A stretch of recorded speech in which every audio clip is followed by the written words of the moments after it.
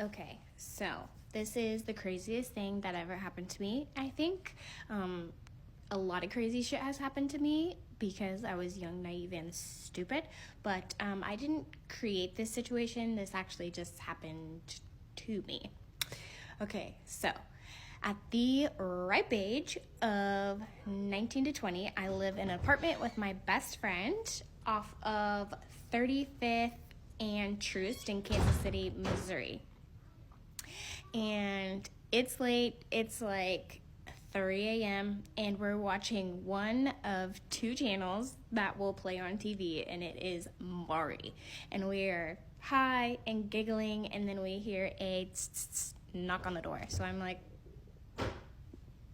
let me go see who it is.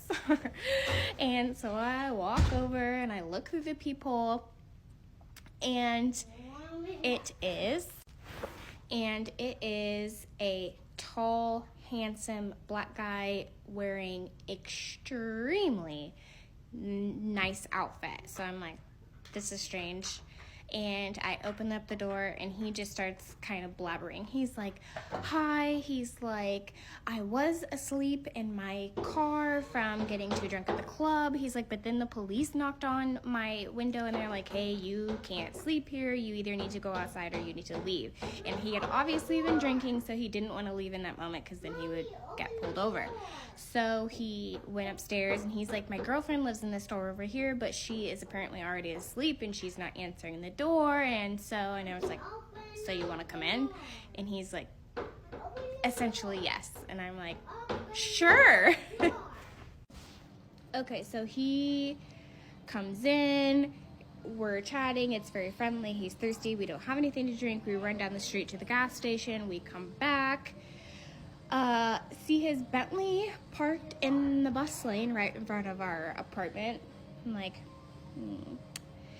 And then we go upstairs, chatting it up, he's showing us pictures, and then he's like, hey, like, love chatting with you girls, but I got an important meeting in the morning, and if I miss it, I'm gonna get a $10,000 fine. And I'm like,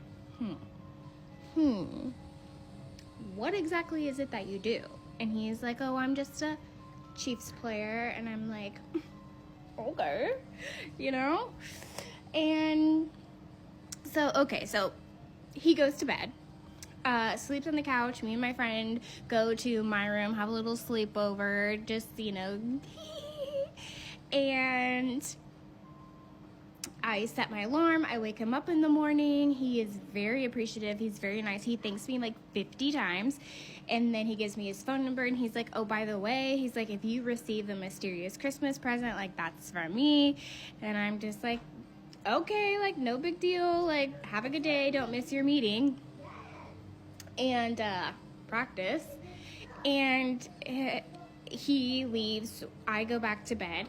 And then we wake up 4 or 5 hours later, and my friend gets on her phone, and she's like, holy shit. She's like, have you seen this? Have you seen that a Chiefs player like went to the stadium after killing his girlfriend and then killed himself? And I was like, that's way too big of a coincidence. And she's like, wait, let's Google and see which Chiefs player it was. So she Googles it, and sure the fuck not, it is the same Chiefs player that came to our apartment that just left a few hours ago. And so fast forward, we are at the police station, and we're getting a full police report, and they're like, don't worry, like, we won't release this police report, like, this is all private information that you're giving us. So we're like, cool, give them the whole spiel. Then the next day we wake up to camera crews right outside of our apartment, because there was also a few other coincidental details, like my friend's name was Brittany, but also his side chick's name was Brittany, so that was all a very confusing situation. And we had camera crews outside. We had one camera crew that had a crane on their truck, and it like lifted itself up so that like they could try to get a view of the 4th floor. They followed us to home and to work for about like a good 7 to 8 days. There was articles about it on the news. There was articles about it on ESPN. It was nuts. And so yeah, I think that is hands down one of the craziest things that's ever happened to me.